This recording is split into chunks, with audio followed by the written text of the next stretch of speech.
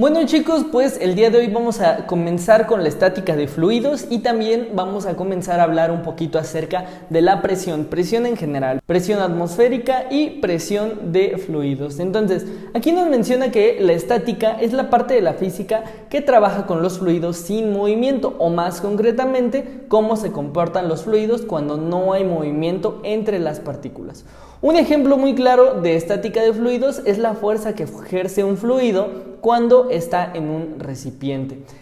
Obviamente esto es una presión. Un fluido es todo cuerpo que tiene la propiedad de fluir y carece de rigidez y elasticidad, y en consecuencia cede inmediatamente a cualquier fuerza. Tiende a alterar su forma y adopta así la forma del recipiente que lo contiene. Los fluidos pueden ser líquidos o gases, según la diferente intensidad de las fuerzas de cohesión existentes entre sus moléculas. Esta parte es importante porque nos menciona que un fluido puede ser líquido o gas. Muy importante saber que los gases, por lo general y obviamente, se encuentran en estado gaseoso, a menos que exista una presión muy fuerte que esté haciendo como interacción con el gas. En caso de que exista, como menciono, esta presión, el gas tiende a convertirse en líquido, se condensa y pues se hace líquido.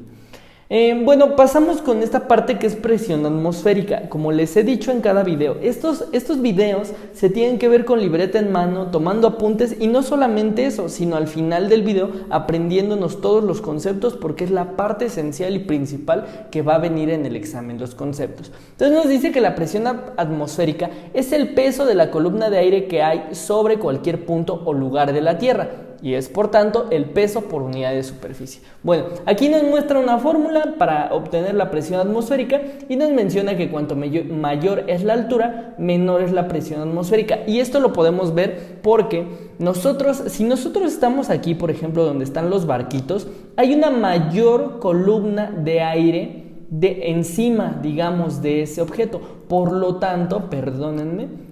tanto, la presión atmosférica sobre este objeto va a ser muchísimo mayor. ¿Qué pasaría si nosotros estamos hasta la punta del Everest, en este caso? Bueno, pues la presión, o más bien la cantidad de gases que existen encima de nosotros, van a ser obviamente menores, y la presión que se ejerce sobre nosotros también va a ser menor. Por lo tanto, recuerden, la presión a una menor altura va a ser muy alta. ¿Por qué? Porque hay una columna de gases encima de nosotros muchísimo mayor. En este caso, si estamos muy alto, la columna de gases que se encuentra encima de nosotros va a ser mucho menor. Entonces, por eso aquí la explicación. Ahora vamos con un aparato de medida de la presión atmosférica, que bueno, básicamente va a ser el barómetro, la cual pues fue descubierto, o no descubierto, sino creado en 1963 por el físico y matemático Torricelli. No sé si se pronuncia así, según yo sí, lo busqué en internet.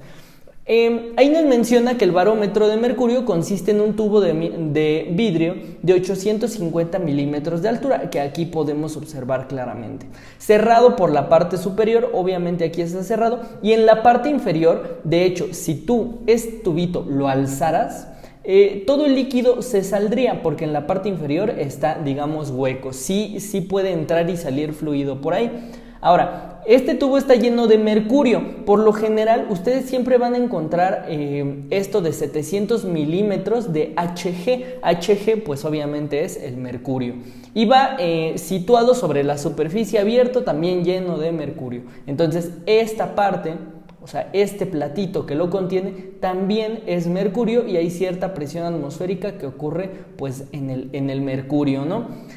Aquí nos dice que a nivel del mar, el nivel del mercurio del interior del tubo baja hasta una altura de 760 milímetros. Entonces, si tú quieres corroborar si estás a nivel del mar, tendrías que utilizar un barómetro y checar que el barómetro esté justamente en 760 milímetros, dejando un vacío en su parte superior.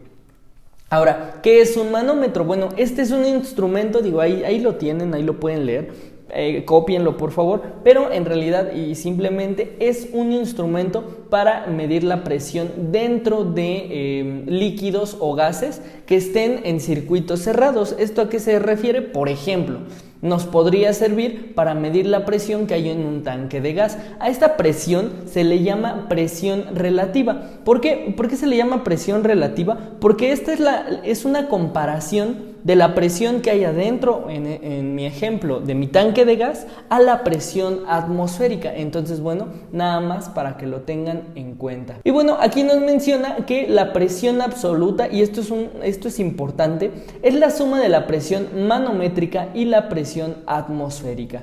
Recuerden que la presión manométrica también es la presión relativa, para que lo tengan en cuenta.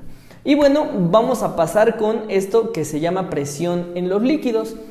Pascal estudió la presión en los líquidos, que tienen unas características especiales. Dedujo la ley que lleva por nombre principio de Pascal, en la que se basan diferentes aparatos de uso corriente. La presión de los líquidos se ejerce sobre el fondo y las paredes del recipiente que los contiene. Y bueno, aquí vamos a tener nuestra fórmula para poder calcular la presión. Presión va a ser igual a fuerza entre área, y esto es muy sencillo en realidad. Obviamente, mientras mayor área tengas, tu presión, ¿qué sería? Eso por favor pónganlo en los comentarios. En este momento pausen el video, vayan a los comentarios y bueno, procedo a decirles la respuesta. Si tú tienes un área más grande, tu presión va a ser menor. ¿Por qué? Porque tu fuerza se distribuye en toda el área que tú tienes. Si tu área es muy pequeñita, esa fuerza va a hacer mayor daño o va a tener mayor presión. Y bueno, vamos a ahora pasar con el principio de Pascal o ley de Pascal. Es una ley enunciada por el físico y matemático Blaise Pascal. Bueno, aquí viene de cuándo nació, cuándo murió. Que se resume en la frase: la presión ejercida sobre un fluido poco compresible y en equilibrio dentro de un recipiente de paredes indeformables se transmite con igual intensidad. Bueno, ¿qué significa todo este rollo? Que cuando tú aplicas cierta presión en cualquier objeto, la fuerza se va a transmitir de igual forma a todos los puntos. O sea, en cada uno de estos puntitos del cual están saliendo agua, la presión es idéntica. No podríamos decir que aquí es mayor la presión a la que está enfrente. Es imposible pues poder corroborar eso que les estoy platicando. Por lo tanto, nada más apréndanse. Principio de Pascal hace referencia de que cuando se aplica una presión en un circuito cerrado, la presión o la fuerza ejercida en las paredes va a ser idéntica en todos los puntos, ¿vale? Nada más para que lo tengan en cuenta. Y bueno, por el momento así lo vamos a dejar. En el siguiente video vamos a seguir viendo un poquito más de presión, pero ya aplicando las fórmulas en unos ejercicios.